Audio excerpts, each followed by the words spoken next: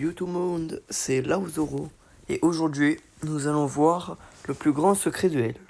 Du coup, c'est de la narration et du coup, ce sera compris de théories, de messages cachés et de petites anecdotes.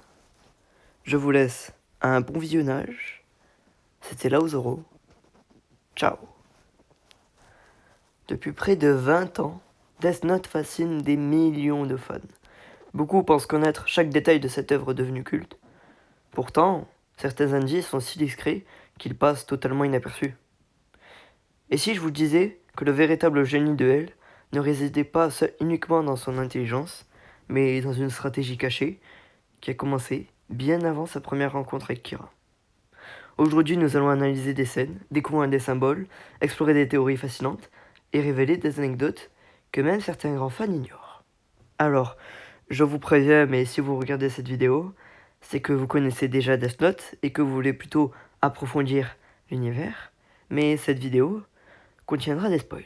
Alors je vous dis de partir. Voilà. N'hésitez pas à lâcher un petit like, un abonnement, voire une petite cloche, à commenter et à partager. À commenter pour me donner d'autres idées de vidéos. Et sur ce, que je vous laisse cette narration. Pour comprendre Elle, il faut d'abord oublier l'image du simple détective excentrique. Son apparence, elle est étrange. Il marche pieds nus, il reste accroupi. Il mange presque exclusivement des desserts, et à première vue, cela ressemble à des attitudes bizarres. Mais dans Death Note, presque rien n'est laissé au hasard. Prenons sa célèbre position accroupie. Officiellement, elle explique qu'il s'assoit normalement, que s'il s'assoit normalement, sa capacité de réflexion diminue.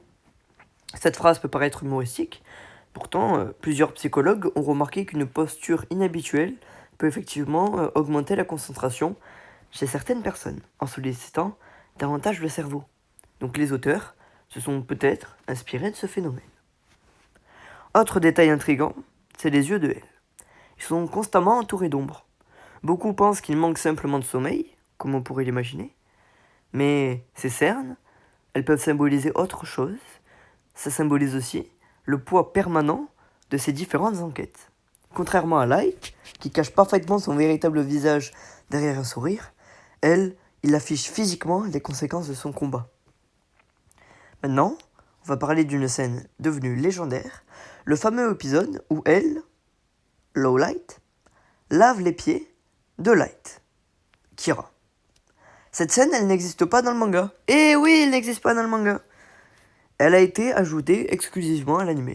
Pourquoi, vous demandez-vous? Eh bien, les réalisateurs se sont inspirés d'un passage de la Bible où Jésus, il lave les pieds de Judas avant sa trahison. Autrement dit, sans jamais prononcer le moindre mot, Elle semble déjà avoir compris que Light est Kira.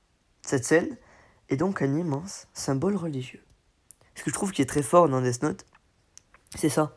Juste par des images, on nous fait comprendre ce que pensent les personnages. Et ça, je trouve ça fou. Bref. Quelques minutes plus tard, Elle y regarde le ciel, et la pluie tombe. Le silence s'installe. Puis il dit une phrase étrange. Les cloches sonnent.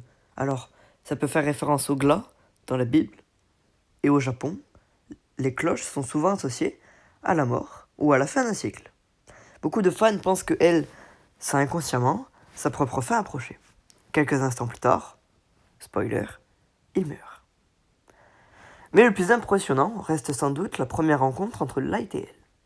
Autrement dit, Kira et Elle. Tout le monde se souvient du moment où Elle y révèle son identité. Mais pourquoi il prend un risque énorme? En réalité, il ne lui donne pas vraiment un avantage. Au contraire, il réduit considérablement les possibilités de Kira. Si Light le tue immédiatement, sa culpabilité devient presque évidente. Et s'il ne le tue pas, Elle peut continuer son enquête. Quel que soit le choix de Light, Elle obtient des informations, et c'est un piège parfait. Voici maintenant une théorie plutôt célèbre. Et si Elle avait préparé Niremelu à prendre sa relève? Officiellement, le manga confirme que les deux enfants de la Whomis House étaient destinés à devenir les successeurs de Elle. En revanche, rien ne prouve que Elle savait exactement comment il allait mourir et à quel âge il allait mourir. Mais cette théorie reste donc possible, mais elle n'est pas confirmée. Une autre théorie affirme que Ryuk appréciait davantage elle que Light. Alors ça peut paraître bizarre, parce que vous dites, oui mais Ryuk il n'est pas neutre dans l'histoire. Il n'est pas neutre du tout. Il aide plusieurs fois Light.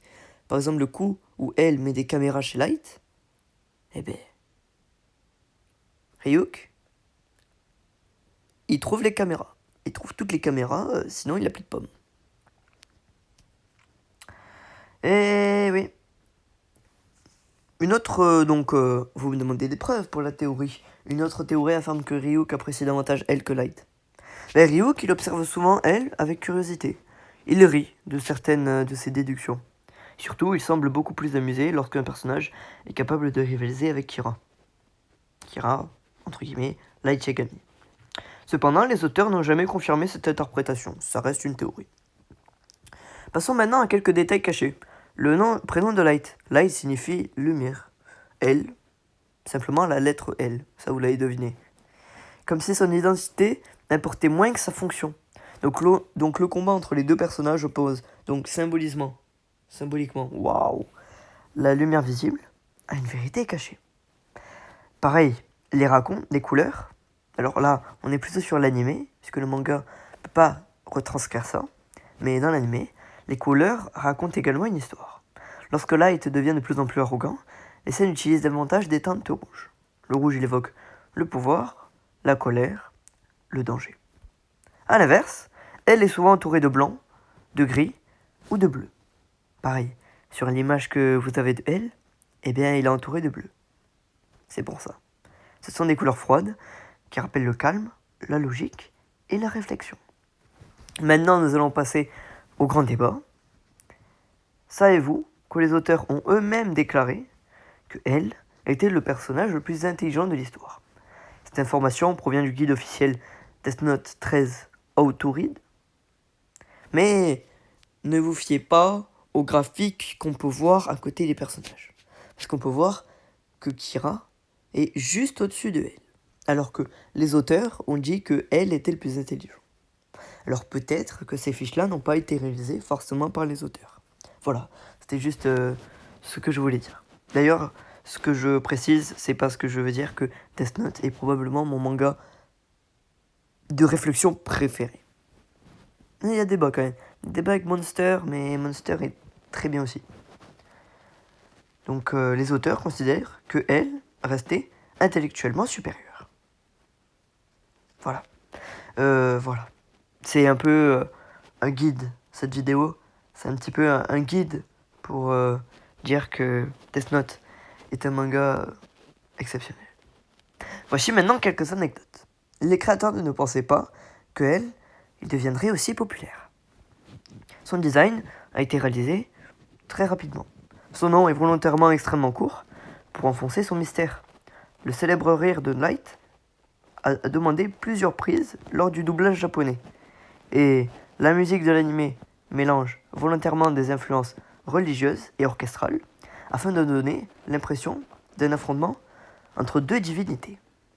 Maintenant, nous allons passer au débat qui fait mal. Alors, qui a réellement gagné? Light, parce qu'il élimine elle, ou elle, parce qu'il avait compris la vérité, bien avant tout le monde?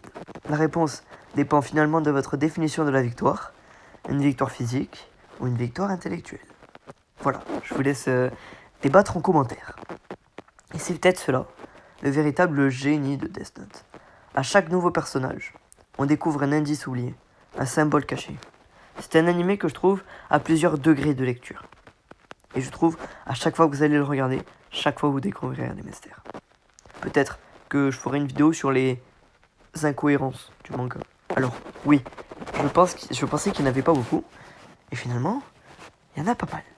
Et oui, parce que Tsugumi Ohba et Takeshi Obata ne sont que des humains. Une phrase qui prend un autre sens. Et c'est précisément ce qui fait de l'œuvre l'un des plus grands chefs-d'œuvre de l'animation japonaise.